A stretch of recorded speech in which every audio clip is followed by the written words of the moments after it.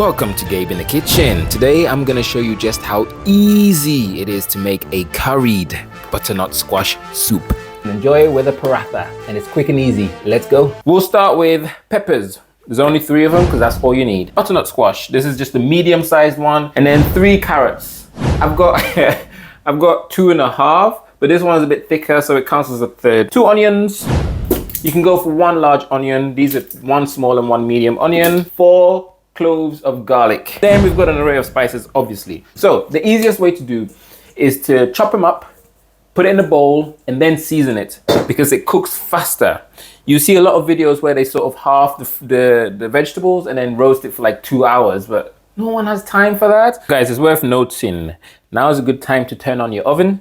200 degrees Celsius, that's what you want to preheat it to. Roughly chop your vegetables. You don't have to be precise. You can leave them whole, you can leave them, it's gonna get blended, so who really cares? But the thing to note is, the more you chop it, the more surface area you'll have, and the more caramelization you'll have, and the more flavor you develop. So obviously it is worth chopping it a little bit smaller than not. Now here I have got 1 cup of cherry tomatoes. These are plum tomatoes. 1 cup is about 180 grams. And I'm gonna show you a little trick on how we can cut these. So grab yourself a plate, turn it upside down, or any kind of flat surface like so. Let me move some of this out of the way.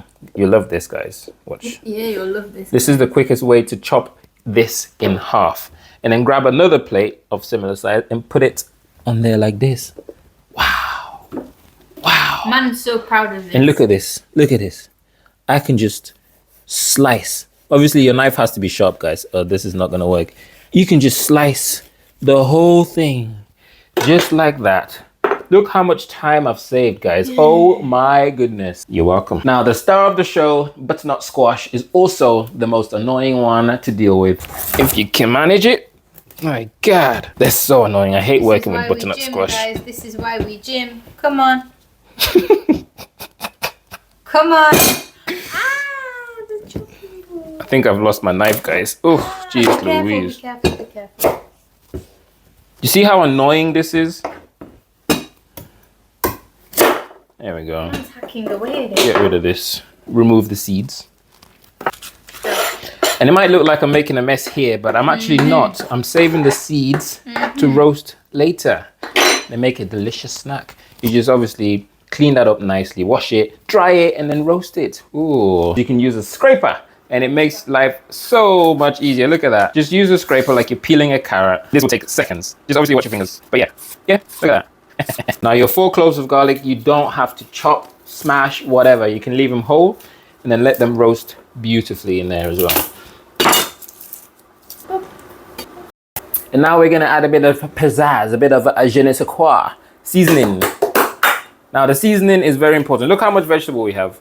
So don't be shy, guys. Do not be shy. Get some seasoning in there because soup gets bland quick, especially since this is all vegetarian. It actually is vegetarian. Absolutely nothing of animal products in this recipe. So rejoice, vegetarians. Anyway. And vegans. And vegans. Curry powder. You want 2 teaspoons in there. Don't be shy. Smoked paprika. Again, you want 2 teaspoons in there. Purpose seasoning. 2 teaspoons in there. Black pepper. 1 teaspoon in there because someone is not tolerant of heat. Someone's not tolerant of milk. And then mixed herbs. Again, 2 teaspoons in there. MSG. 1 teaspoon. Optional, of course. You don't have to do this. I'm using MSG because you need some kind of umami when you're doing a vegetarian vegan dish. That's why your food's bland. You're missing MSG. Vegetarians and vegans, I'm talking to you. Uncle Roger would be proud. Chili flakes, about 1/4 teaspoon. So you've added black pepper and chili flakes. Don't worry, it won't hurt you. Salt, about 75% of a teaspoon in there. We'll adjust it later when we blend it, so be careful of the salt for now, guys. And that's it. That's all your seasoning. Now we're gonna add some oil. You can use neutral oil. We've got here avocado oil, which is a flavored oil, but just don't use olive oil because olive oil burns at like 180 degrees Celsius, and that's 200 degrees Celsius. So don't use olive oil. Use vegetable oil, sunflower oil, or any other flavored oil you want. What about avocado oil? Whatever. I'm just gonna put about, in fact, I'm just gonna put a lot of teaspoons in there. 1, 2, 3, because we really want to char. Wow. 4, 5. There goes our heart health. 6. 6 teaspoons, guys. Now we toss, we toss, we toss, we toss. Not one of them escaped. That was some good tossing, my man. The reason we added all that oil, can you see how it's all nicely coated and glistening? Without the oil, you'll have a dry mess. It's only 300 calories extra in the whole batch. And that's a lot. So that's nothing. You can definitely afford more calories than that. Come on, guys. Spread it evenly on your baking tray. And these are gonna go in there and roast for anywhere from 45 minutes to 1 hour. You wanna get a nice char. Roast it, get that flavor in there. In we go, see you in 45 minutes. So at this point you have 2 options. Option 1, get a blender, put all your vegetables in there and blend with some stock. Option 2, get a hand blender.